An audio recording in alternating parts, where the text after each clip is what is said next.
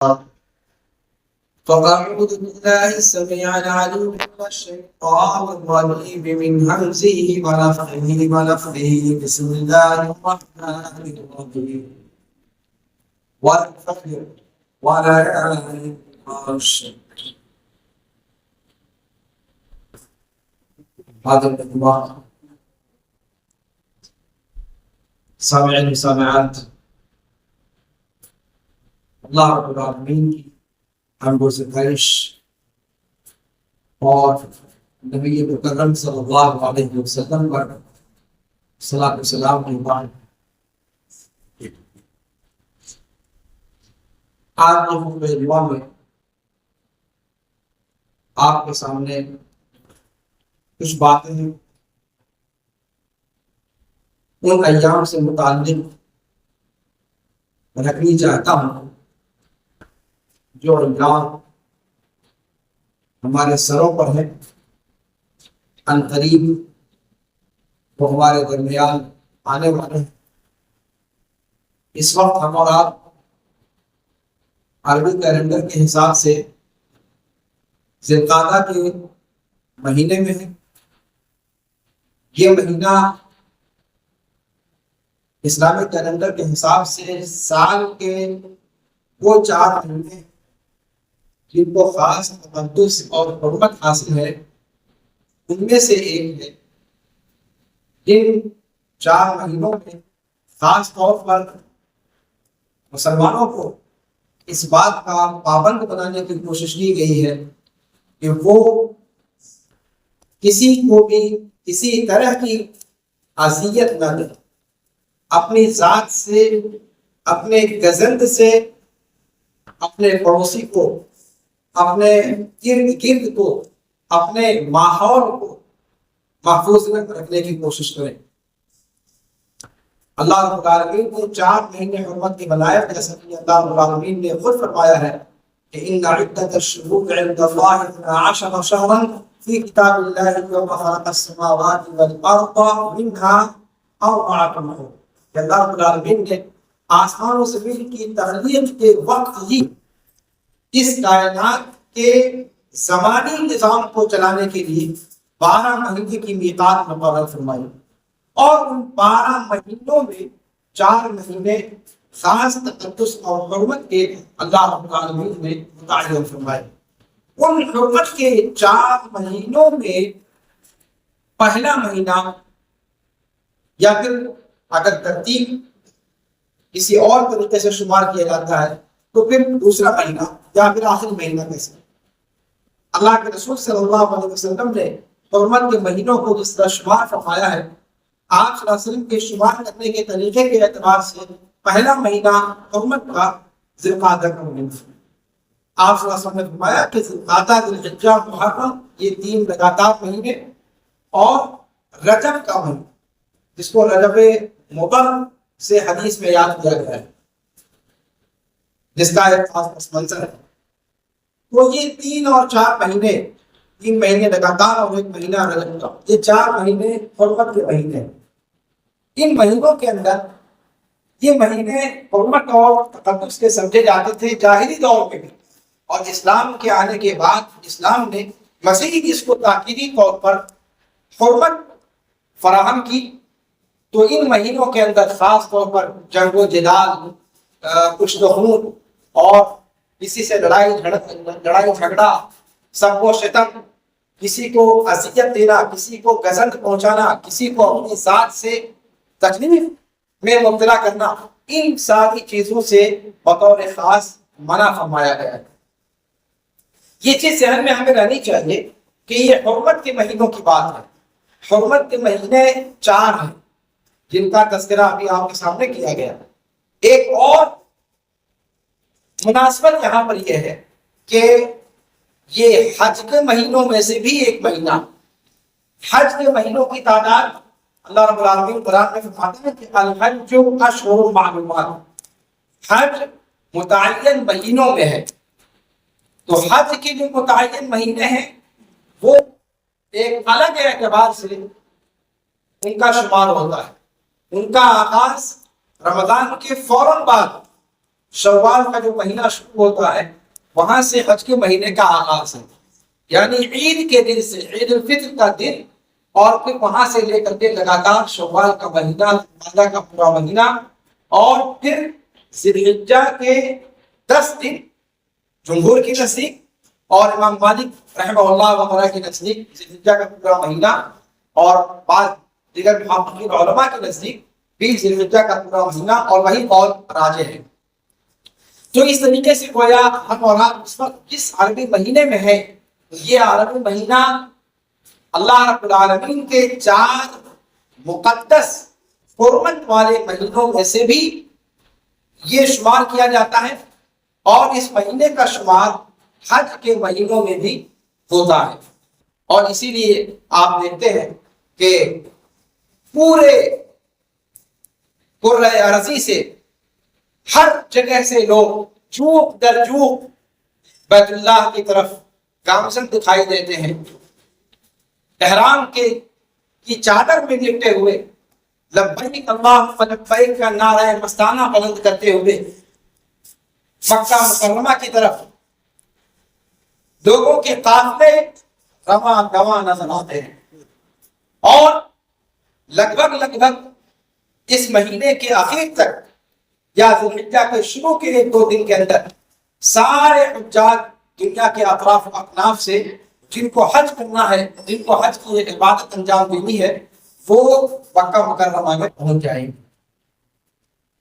ذی القعدہ کا یہ آخری عشرہ ہے، تو اس ماہ کی حرمت اور تقدس کا یہ پہلو ہے کہ یہ مقدس مہینوں میں سے ہے اور حج کے مہینوں میں سے ہے، اور حج کے مہینوں میں خاص طور پر اللہ رب العالمین نے حج کی نیت رکھنے والوں کو توشہ تیار کرنے کا حکم دیا، اور اس کے بعد جس خاص توشے کو اللہ رب العالمین نے الگ سے ذکر فرمایا ہے وہ ہے تقویٰ کا توشہ۔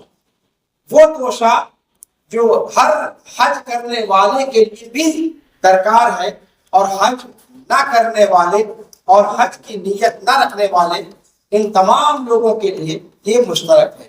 وَتَزَوَّدُوا فَإِنَّ خَيْرَ الزَّادِ التَّقْوَىٰ، توشہ اختیار اور بہترین توشہ تقویٰ۔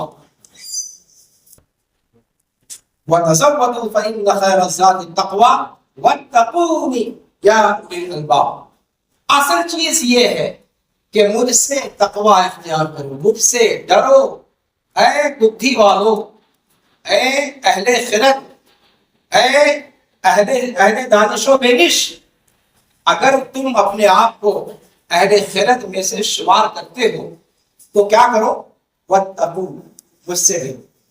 اور یہ حکم حجاج کرام کے ساتھ خاص نہیں، یہ تمام دنیا کے مسلمانوں کو اللہ رب العالمین کا حکم ہے۔ جتنی بھی عبادتیں شریعت میں رکھی گئی ہیں ان سب کا جو لب لباب ہے، یا ان سب کا جو مغزہ ہے، ان سب کا جو مغز اور گودا اور اصل ہے، وہ ہے تقویٰ کا حصول، اور یہ ہم اور آپ سبھی لوگ جانتے ہیں۔ تو تقویٰ یہ ہر عبادت کے پیچھے اصل ہدف اور اصل مقصود ہے، اور ہمیں اس مقصد کو پانے کی کوشش کرنی چاہیے۔ اللہ رب العالمین نے اگر ہمیں حج کی سعادت نصیب نہیں فرمائی، اللہ رب العالمین ہم میں سے ہر شخص کو حج کی سعادت نصیب فرمائے، اس سال نہ صحیح، اگلے سال نہ صحیح، اس کے بعد، لیکن ہماری موت سے پہلے اللہ رب العالمین ہم سب کو دیار مقدس کی زیارت نصیب فرمائے۔ بہت خوش نصیب ہیں وہ لوگ جنہیں اللہ رب العالمین نے یہ سنہری موقع عنایت فرمایا۔ اللہ رب العالمین ہم سب کو یہ موقع عنایت فرمائے، اور اللہ رب العالمین جتنے حجاج کرام اس وقت دنیا کے اطراف و اکناف سے مملکت سعودی عرب پہنچ چکے ہیں، دیار حرمین میں پہنچ چکے ہیں، اللہ رب العالمین ان کی حفاظت فرمائے۔ اللہ رب العالمین ان کی غیر موجودگی میں ان کے گھروں کی حفاظت فرمائے۔ اللہ رب العالمین ان کے سفر میں ان کا حامی مناسب بن جائے۔ اللہ رب العالمین انہیں صحت و سلامتی کے ساتھ رکھے، اور صحت و سلامتی کے ساتھ اچھے انداز میں حج مبرور کے ذریعے سے ان کو اللہ رب العالمین فیض یاب فرمائے، اور حج مبرور کے بعد اللہ رب العالمین انہیں اپنے وطن شاداں و فرحاں لوٹائے۔ ذوالقعدہ کے اس مہینے کے اندر اور اس کے آخری ایام کے گزرنے کے بعد جو ایام شروع ہو رہے ہیں، ان ایام میں حجاج کرام کے لیے تو خیر موسم بہار ہی ہے، لیکن کیا شریعت نے ان لوگوں کے لیے جو اس عبادت کی سعادت سے محروم ہیں، کیا ان کے لیے بھی کچھ اہتمام کیا ہے؟ اگر ہم دیکھیں تو اللہ رب العالمین نے ان ایام کو، جن ایام میں خاص طور پر حج کی عبادت انجام دی جاتی ہے، دنیا کے بقیہ لوگوں کے لیے بھی اللہ رب العالمین نے اپنے فضل و سے ایسی چیزوں کا اہتمام فرمایا ہے کہ حج کے لیے نہ جاتے ہوئے بھی ہم حج کے ثواب کے برابر عمل کر سکتے ہیں اور حج کے ثواب میں شریک ہو سکتے ہیں۔ وہ کیسے؟ یہ ایام جو ابھی ہمارے درمیان ذی الحجہ کے شروع ہوتے ہی ہمارے اوپر سایہ فکن ہوں گے، یہ وہ ایام ہیں جن کو اللہ رب العالمین نے سال کے 360 دنوں میں افضل ترین ایام قرار دیا ہے۔ اور سورہ فجر کی جو آیت میں نے پڑھی تھی، اس میں اللہ رب العالمین نے فجر کی قسم کھائی ہے اور 10 راتوں کی قسم کھائی ہے۔ مفسرین اعظام کہتے ہیں کہ ان 10 راتوں سے مراد ذی الحجہ کے 10 دن ہیں۔ یہ ذی الحجہ کے 10 دن جو ہمارے سامنے عن قریب آنے والے ہیں، یہ دن سال کے افضل ترین ایام ہیں، سال کے سب سے بہترین ایام ہیں۔ اللہ کے رسول صلی اللہ علیہ وسلم نے ایک اپنی حدیث شریف کے اندر ارشاد فرمایا کہ سال کے کسی بھی دن میں اللہ رب العالمین کے نزدیک نیک اعمال کرنا محبوب اور عظیم اور پسندیدہ نہیں ہے ان ذی الحجہ کے 10 دنوں سے زیادہ۔ یعنی ان 10 دنوں کے اندر نیک عمل اللہ رب العالمین کو سال کے بقیہ ایام میں انجام دیے جانے والے اعمال کے مقابلے میں سب سے زیادہ پسندیدہ ہے۔ اعظم اور احب کے الفاظ حدیث شریف کے اندر آئے کہ سب سے زیادہ عظیم ایام ہے یہ اور سب سے زیادہ محبوب ہے ان ایام میں عمل کرنا اللہ رب العالمین کے نزدیک۔ صحابہ کرام نے پوچھا کہ اللہ کے رسول صلی اللہ علیہ وسلم، کیا اس شخص کا عمل بھی ان ایام میں کیے ہوئے اعمال سے افضل نہیں مانا جائے گا جو اللہ کے راستے میں جہاد کرنے کے لیے نکلا؟ اللہ کے رسول صلی اللہ علیہ وسلم نے فرمایا کہ نہیں، جہاد کا عمل بھی نہیں افضل ہے ان ایام میں انجام دیے جانے والے اعمال صالحہ سے، الا یہ ایک شرط میں کہ کوئی بندہ جہاد کے لیے نکلا اور وہ داد شجاعت دیتا ہوا اللہ کی راہ میں کامیاب ہو، شہید ہو گیا، اس کو مستثنا قرار دیا گیا۔ اس کے علاوہ کسی بھی عمل کو ان 10 دنوں میں انجام دیے جانے والے اعمال سے افضل قرار نہیں دیا گیا۔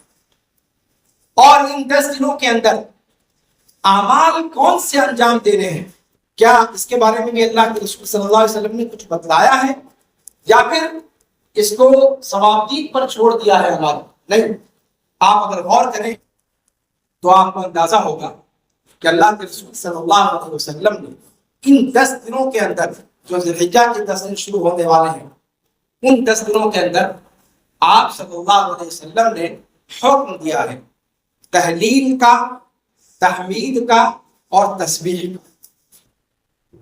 تہلیل یعنی لا الہ الا اللہ، تحمید یعنی الحمدللہ، اور تسبیح یعنی سبحان اللہ، سبحان اللہ، الحمدللہ، لا الہ الا اللہ، اللہ اکبر۔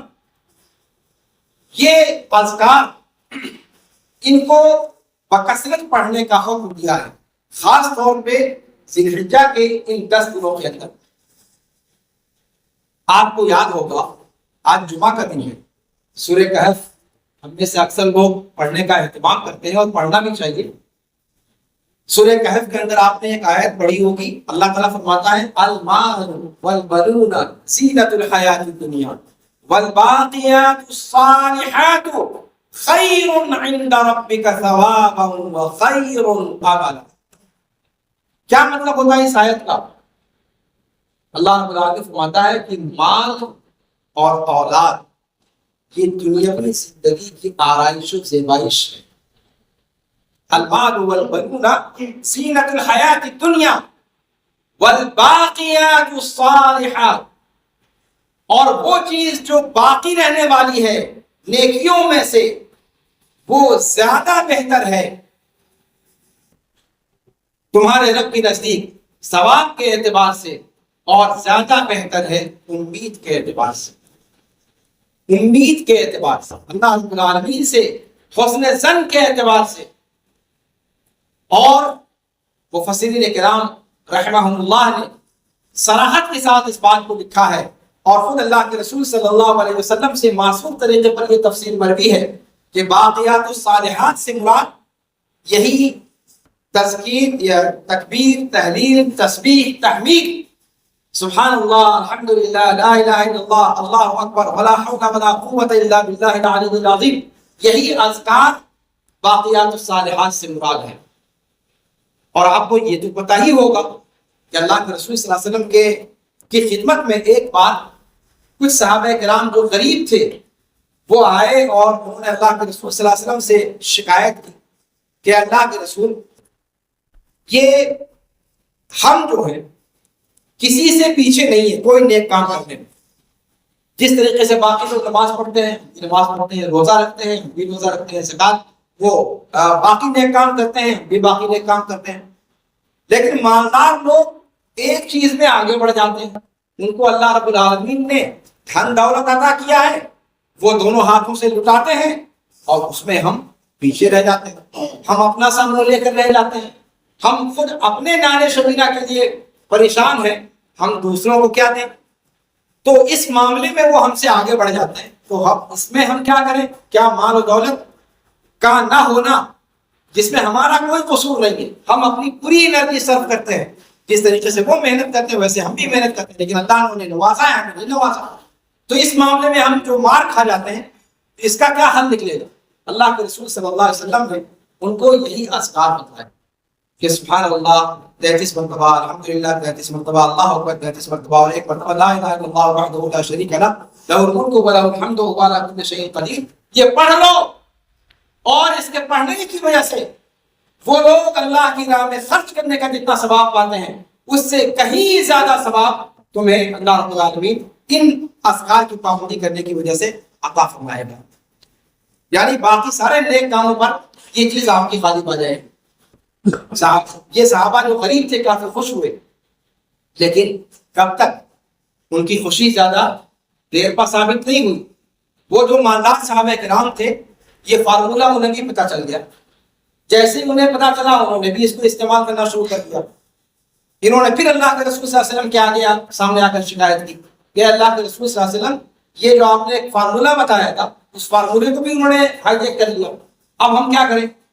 تو اللہ کے رسول صلی اللہ علیہ وسلم نے کہا کہ اللہ رب العالمین کا فضل ہے جسے چاہے وہ عطا فرمائے.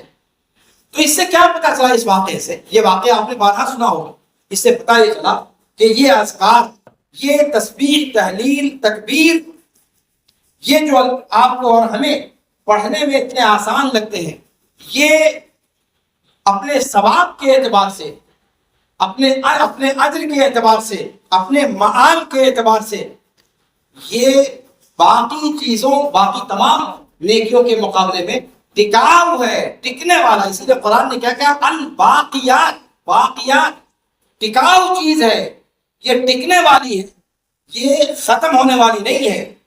تو یہ جو اعمال عشر ذی الحجہ کے اندر اللہ کے رسول صلی اللہ علیہ وسلم نے بتائے, صحابہ کرام رضوان اللہ علیہم اجمعین نے اللہ کے رسول سے سیکھا, اور اسی لیے صحابہ کرام نے اس کو برتا. آپ دیکھیں سیرت کی کتابوں میں, تاریخ کی کتابوں میں, تو آپ کو اندازہ ہوگا کہ کس طریقے سے صحابہ کرام رضوان اللہ علیہم اجمعین نے اللہ کے رسول صلی اللہ علیہ وسلم کی اس تعلیم کو تطبیقی شکل دی۔ ابن عمر رضی اللہ تعالیٰ عنہ کے بارے میں آتا ہے، ابو ہریرہ رضی اللہ تعالیٰ عنہ واردہ کے بارے میں آتا ہے، اور دیگر صحابہ کرام کے بارے میں آتا ہے کہ ذی الحجہ کا چاند دیکھنے کے بعد ہی وہ مدینے کی گلیوں میں نکل پڑتے تھے، سڑکوں پر نکل پڑتے تھے، شاہراہوں پر نکل پڑتے تھے، بازاروں میں نکل پڑتے تھے، اور بلند آواز میں تکبیر پکارتے تھے، اللہ اکبر لا الہ الا اللہ اللہ اکبر وللہ الحمد۔ یہ صحابہ کرام نکل پڑتے تھے اور بلند آواز میں یہ تکبیر بلند کرتے تھے، اور ان کی آواز کو سن کر کے دکانوں پر بیٹھے ہوئے لوگ، راستہ چلتے ہوئے لوگ، اور جو بچے اور جو عورتیں سنتی تھی ان کے پڑھنے کے کو سن کر کے وہ بھی پڑھنا شروع کر دیتے تھے۔ صحابہ کرام رضوان اللہ علیہم اجمعین کے یہاں یہ مزاج موجود تھا۔ تو ہمیں کوشش کرنی چاہیے کہ اللہ رب العالمین نے اگر ہمیں حج کی سعادت نصیب نہیں فرمائی تو کم از کم ذی الحجہ کا مہینہ شروع ہوتے ہی ہم یہ چیز ہمیشہ ذہن میں رکھیں آپ کہ یہ اذکار کی جو بات جو میں کہہ رہا ہوں یہ صرف ذی الحجہ کی خصوصیت نہیں ہے، بلکہ اللہ کے رسول صلی اللہ علیہ وسلم کی ایک دوسری روایت ہے، اس میں آپ صلی اللہ علیہ وسلم فرماتے ہیں کہ لا یزال لسانک رطبا بذکر اللہ، آپ کی زبان برابر اللہ کے ذکر سے تر رہنی چاہیے۔ آپ اپنے کھیت میں ہیں، آپ اپنی تجارت میں ہیں، آپ اپنی دکان پر ہیں، آپ اپنی آفس میں ہیں، آپ اپنی درسگاہ میں ہیں، جو جہاں پر ہیں، جیسے ہی آپ کو وقت ملے، 2 منٹ کا وقت، 3 منٹ کا وقت، آپ کی زبان خاموش نہ رہے، سبحان اللہ، الحمدللہ، لا الہ الا اللہ، اللہ اکبر۔ ہاسپٹل میں آپ جائیں، ڈاکٹروں کے یہاں لائن لگانی پڑتی ہے، لمبی لمبی لائنیں ہوتی ہیں، لائنوں میں کھڑے ہو کر کے ایک دوسرے سے دھکم پیل کرنا، ایک دوسرے کو گالی گلوچ کرنا، ایک دوسرے کی ماں بہن ایک کرنا، ان سب چیزوں میں نہ پڑے۔ یہ وقت آپ کے پاس اللہ رب العالمین نے دیا ہے، آپ جب تک آپ کا نمبر آ رہا ہے تب تک آپ اپنی زبان کو اللہ رب العالمین کے ذکر سے تر رکھیں، سبحان اللہ، الحمدللہ، لا الہ الا اللہ، اللہ اکبر۔ یہاں ہم لوگ کے مزاج نہیں ہے۔ آپ سعودی عرب وغیرہ یا خلیج ممالک کے اندر آپ جائیں تو آپ دیکھیں گے کہ آفسوں کے اندر، ہاسپٹلوں کے اندر، اور جہاں جہاں بھیڑ بھاڑ کی جگہ ہوتی ہے، جگہ جگہ لکھا رہتا ہے کہ اپنے فارغ وقت کو، اپنے خالی وقت کو، اپنے انتظار کے وقت کو اللہ کے ذکر سے بھر دیجئے۔ یہ تاکید کی ہوئی ہوتی ہے۔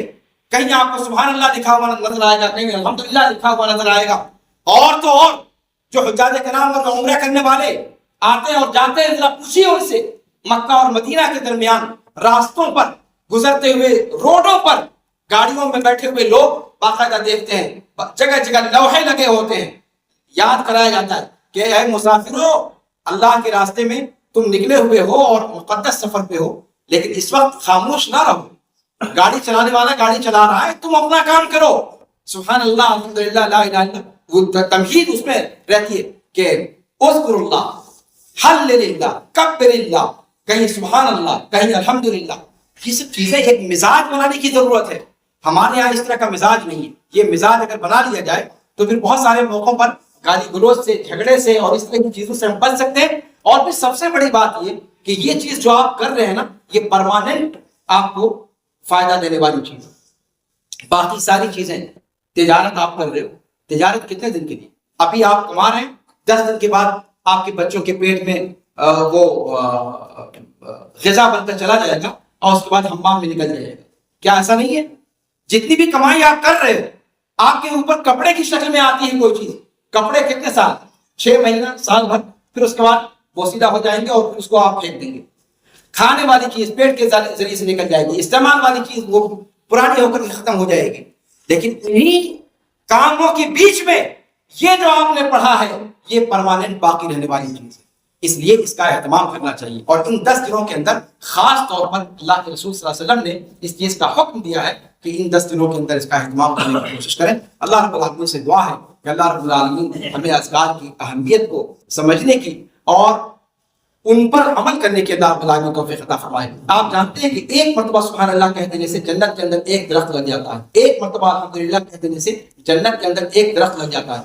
جنت کی زمین بالکل چٹیل ہے، بالکل کیا کہتے ہیں، جس میں کوئی پودا نہیں ہے، بالکل ایسی زمین ہے جو ہل جوت کر کے چھوڑ دی گئی ہے۔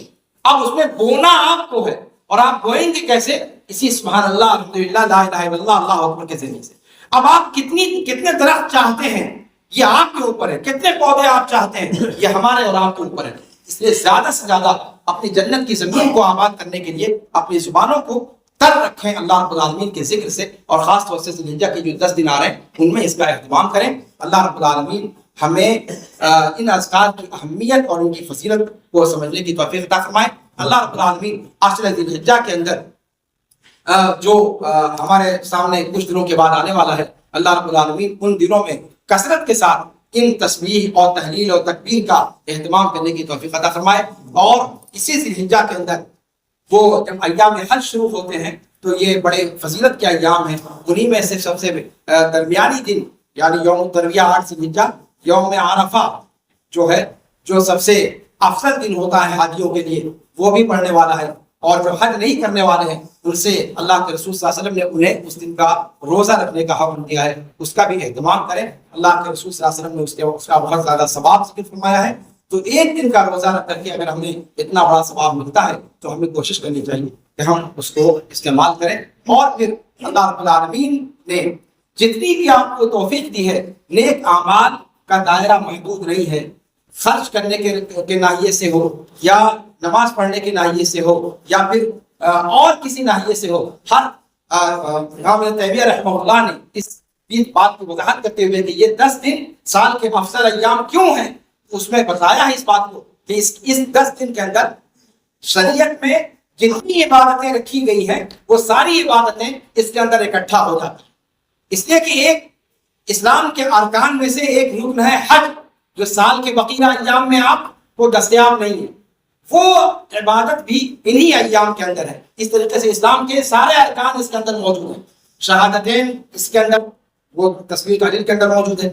اس کے علاوہ نماز اس کے اندر موجود ہے، روزہ اس کے اندر موجود ہے، حج اس کے اندر، یعنی 5 چیزیں آپ کو ان 10 دنوں کے اندر نظر آتی ہیں. تو یہ جو 10 دن ہیں بڑی فضیلت کے ہیں. ان کی فضیلت کو سمجھ کر کے اور اس کے مطابق ہم اللہ رب العالمین جتنی توفیق دے ہم اس سلسلے میں اس ان ایام میں نیک اعمال انجام دینے کی کوشش کریں. اللہ رب العالمین سے دعا ہے کہ اللہ رب العالمین ہمیں جب تک زندہ رکھے، اسلام پر زندہ رکھے. اللہ رب العالمین پوری دنیا کے مسلمانوں کی حفاظت فرمائے. اللہ رب العالمین خاص طور پر حجاج کرام کی حفاظت فرمائے. پوری دنیا میں جہاں سے حجاج کرام بیت اللہ شریف تشریف لے کر گئے ہیں، اللہ رب العالمین ان کے لیے حج کی ادائیگی کو آسان فرما دے. اللہ رب العالمین جو معمر لوگ، جو بیمار لوگ اور جو صحت مند لوگ بھی جو وہاں پہنچے ہیں، اللہ رب العالمین ان سب کے لیے اس حج کے رکن کی ادائیگی کو آسان فرما دے. اور اللہ رب العالمین انہیں سنت کے مطابق حج کی اس عبادت کو انجام دینے کی توفیق عطا فرمائے. اللہ رب العالمین انہیں امن و امان میں رکھے، انہیں سکون نصیب فرمائے. اللہ رب العالمین ہر قسم کی پریشانیوں سے،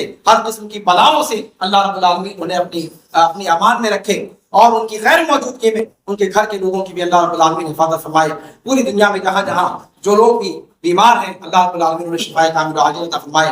اللہ رب العالمین جو لوگ اس دنیا سے جا چکے ہیں، اللہ رب العالمین ان کی مغفرت فرما دے، ان کی قبروں کو جنت کی کیاریوں میں سے ایک کیاری بنا دے، جہنم کی گڑھوں میں سے کوئی گڑھا نہ بنا دے. اللہ رب العالمین ہم میں سے جو لوگ قرض دار ہیں، اللہ رب العالمین ان کے قرض کی ادائیگی کی سبیل پیدا فرما دے. ہم میں سے جو لوگ جن کے گھروں میں بچیاں نکاح کے انتظار میں، شادی کے انتظار میں ہیں، اللہ رب العالمین ان کے بہترین رشتے دلوا دے. اللہ رب العالمین ہم میں سے جن کی جو بھی جائز ضروریات ہیں، جن میں اللہ رب العالمین کی رضا اور انجام کے اعتبار سے ہمارے لیے بہتر ہو، ان کے لیے بہتر ہو، اللہ رب العالمین ان ضروریات کی تکمیل کے اسباب مہیا فرما دے.